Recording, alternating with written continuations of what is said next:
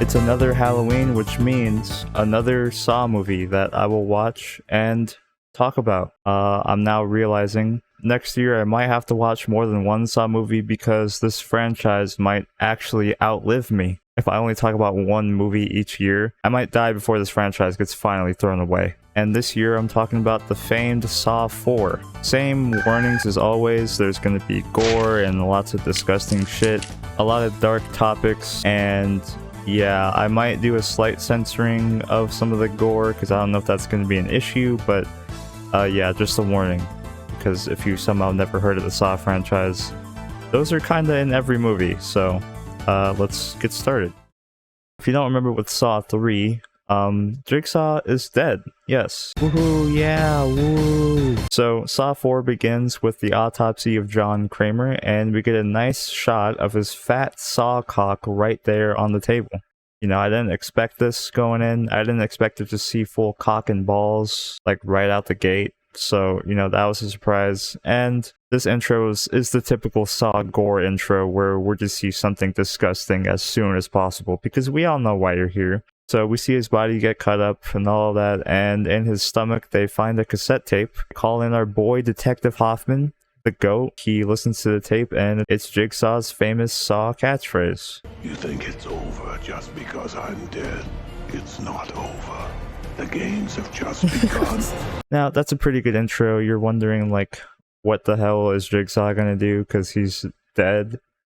So, you know, just even the premise of that is just fucking ridiculous. But anyways, let's just keep moving forward. Then we get to our actual first trap, which is loosely related, but at this point in the movie, we have no idea what the fuck is going on. It's this weird double chain contraption. One person's blind with a key on their neck, and the other person's mouth is sewn shut with a lock on their neck. Pretty cute. You know, you're wearing the matching, like, lock and key necklace. That's adorable. Anyways, now while the concept for the trap is cool, we just have no context for what's going on at all. At this point with the fourth movie, it's like one of my major problems with just the whole thing about Jigsaw is like retribution and salvation and the sick and twisted way of how he turns that against his, you know, victims. With this trap, it's just two guys fucking whacking each other, which I'm not gonna lie, I do enjoy that. We don't have any context for who's in the trap, who they are, like what they did, like what's the point of this thing. So the concept here is just kind of lost. For that reason, I'm gonna have to give this trap a D. And also, this guy escapes, which is important later and will tie in later. This movie's all over the fucking place, so I'm gonna try my best. Now we're introduced to Officer Daniel Rigg, who is our main test subject that we're following through the movie. He's a bit obsessed with Jigsaw since a lot of his peers are missing, his marriage is strained, his wife is gonna leave for the weekend, and oh my god, his house is the Saw trap. That's cool. That's cool.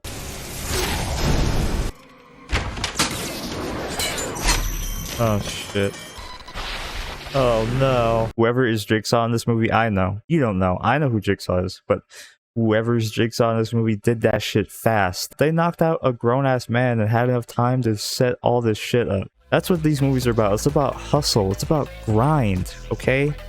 If you're not grinding, then get the fuck out of here. Rigg is told that Detective Eric Matthews is alive and is given 90 minutes to save himself instead of always trying to save others, which is his main lesson or whatever, that he can't save everyone. And yes, this is the guy from Saw 3, the main detective asshole guy. He's been held prisoner for about half a year and he is looking rough. He is looking rough. For Jigsaw to prove that Officer Rigg can't save everyone, he places an escort in a Jigsaw contraption in his living room with a bunch of cryptic messages everywhere, because that's a good way to teach a lesson. If there's any teachers or school administrators or principals, there's a lot of lessons to be learned from the Jigsaw franchise, you know? Now, as soon as he pulls the pig mask off the escort, the trap goes off, which immediately shows like, oh, if he just walked away, she would be fine, question mark. I don't really understand how that works. Like, how would he know? But, you know, whatever. The trap is pretty brutal, and it's also a double test. Double test, let's go.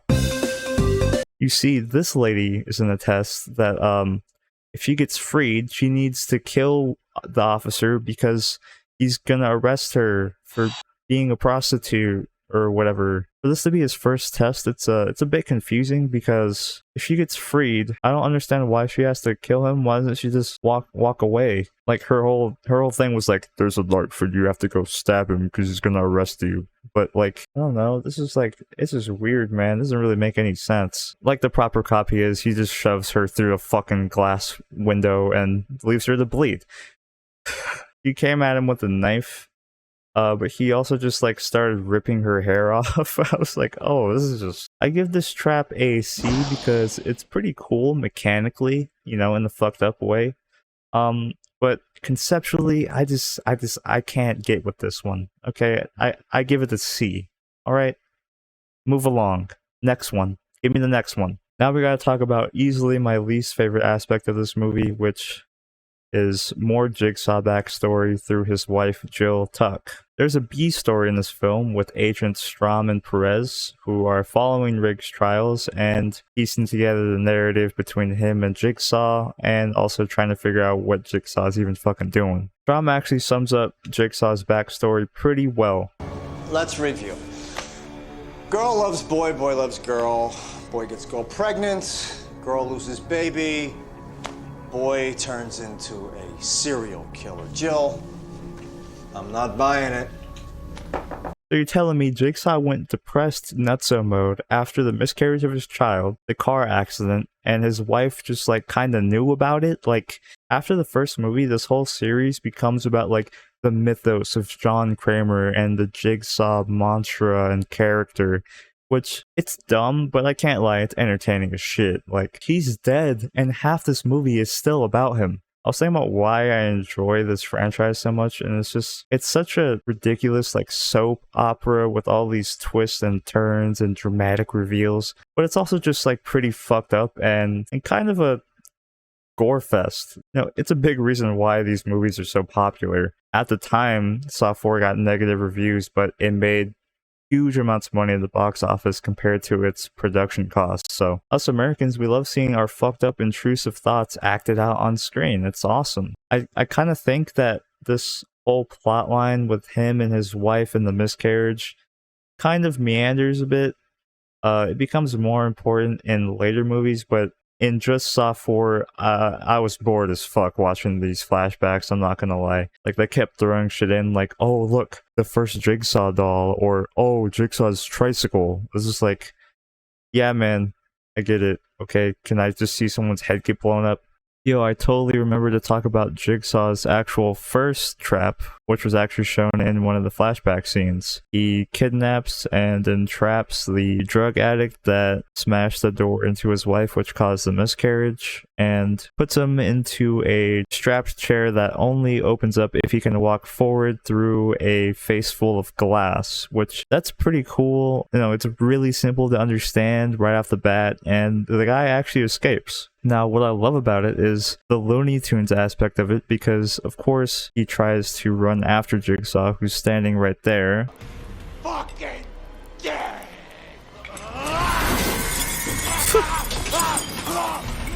It's just stupid. That's just fucking hilarious, let's be honest. Jigsaw is trying to act like there's some other, like, moral reason to do it or something, but, I mean, I don't know. It's just because he harmed your wife. Like, you don't have to lie, bro. It's fine. I give this trap an A. I just like the Looney Tunes aspect of it. Rigg's then led to a hotel where he has to entrap this serial guy, and the trap is just fucking brutal. Jigsaw wants Rigg to see as he sees, so he has to put the guy in the trap and then leave him be. Now, the guy's a piece of shit, but also, he put him in the trap, and then he found the clue after, so, like, didn't he just have, like, looked for the clue and not kidnapped the man and put him in a Jigsaw trap? That's where this trap kind of loses me. Now, don't get me wrong, the guy should be in jail, but also he got put into a trap that ripped all of his limbs off, which is fucking awesome, by the way. He's forced to gouge his eyeballs out because he kept all of the photos of his crimes, but if he doesn't do it in time, all his limbs get ripped off. You see, the context here, and, you know, the concept of the kind of revenge is what makes this trap really good. Because he's a piece of shit who preyed on a bunch of women, so Jigsaw flips on him by either crippling him for the rest of the life or just dying. And yeah, he dies. in a pretty disturbing way. But I guess we just move on from that. Rigg just finds the clue and is like, oh, save yourself or whatever. I don't know. In terms of Rigg and his overall test, I don't really see how this is a lesson learned because he's a cop. Cops usually don't throw people into eyeball limb traps, but whatever. We'll just move on to the next place.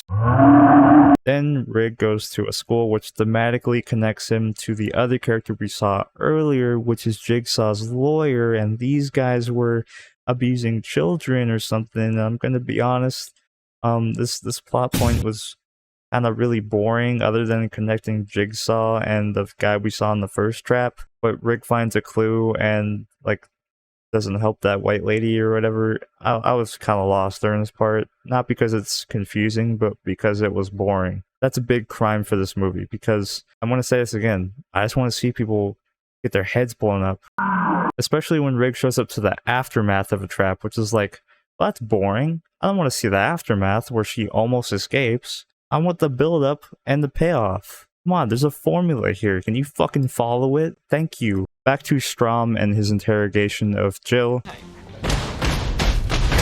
Where the hell is our plan? He comes to a realization that leads him to the exact building that Rigg is going to. It's really convenient. I don't really, like, he had evidence and he looked at a picture and he was like, oh, I'm gonna go to the picture. And not only are they going to the same place, they're going to the same place at the same exact time. It's crazy how this lines up this way. Obviously, it's a movie, but just thinking about it logistically, you know, I'm going to say it once again, Jigsaw is Jesus Christ himself to, you know, line all this up. Now, throughout the entire movie, we've been seeing this ice cube electric chair trap, which thematically is one of the best traps in the movie. Now, the aforementioned Eric Matthews from the last movie is held captive and is now swinging on an ice cube, which, if it melts, will hang him. On the other side, we have Detective Hoffman, who's in an electric chair, and if the ice cube melts, it will electrocute him, and they'll both die. Now, while I do love the mechanics of the trap, it's like, you know, that's really creative to use ice cubes and water and electricity. That's pretty dope. I have to give this trap a B because it's cool, I like it. It's just completely reliant on whether or not Rigg walks through the door. If Rigg doesn't walk through the door, then they all get freed. But also the lawyer guy's there the whole time monitoring Rigg on a bunch of cameras, and then he gives Eric a gun to shoot whoever's coming through the door. Why is he giving the guy hanging from the ceiling the gun? Why doesn't he just use the gun? Eric shooting the guy saves them all. Why doesn't the lawyer guy just use the gun? Well, anyway, Rigg walks through the door, Eric tries to shoot him, he doesn't, and then his head gets fucking crushed. Oh! Shit! Now, while Rigg did complete 2 of his other 3 encounters, this one was the ultimate Omega one to not fail, so of course, he fails his very vague and unclear test to not go through unclear doors or not save your test is to not save everyone. The whole concept of Rigg's trials overall is just, it doesn't seem very strong enough to, you know, be like, oh wow, Jigsaw really showed him, he really got salvation on his head, but you know, the crazy shit's only starting now. Now, while they're lying on the floor and shoot each other for some reason, Hoffman gets up and reveals that he's Jigsaw now, you idiot, and you're gonna play his game.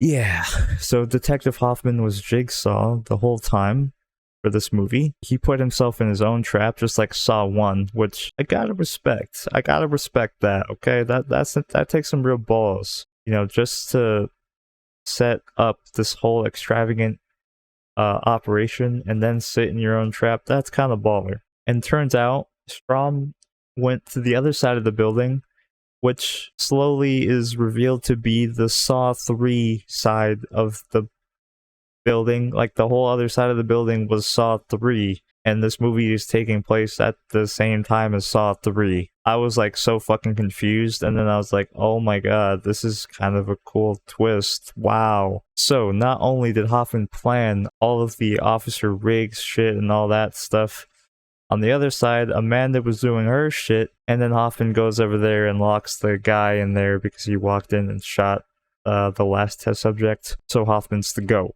That's the moral of the story. Hoffman is the GOAT. And then it's revealed that the Saw penis scene was actually the last scene of the movie, which is setting up Saw 5. Because even after all the disciples completed their jobs, Jigsaw still has something planned. Yeah, that was Saw 4. Pretty crazy stuff. I really do like that twist, and I also like how they're setting up new Jigsaw, but also he's still in a test or something. The twist of it taking place at the same time as Saw 3 is cool. It's also a little confusing timeline-wise, but you know, the whole franchise is a little confusing, and there's some suspension of disbelief that's needed there. Yeah, overall, the movie was pretty shit. It was kind of mostly boring, other than like the cool twists and stuff like that. Perhaps overall pretty alright. The concept and context are problems for me, okay? That's a problem for me. At this point in the franchise, we're obviously taking a lean towards explaining Jigsaw and explaining why he's doing these, instead of making actually interesting traps. Like that first guy in the first trap, we don't even know who that is. There's no setup for that. It was just kind of done. The lady who was just a prostitute gets put in a trap. Like Jigsaw literally said, "Oh, you think this lady's innocent?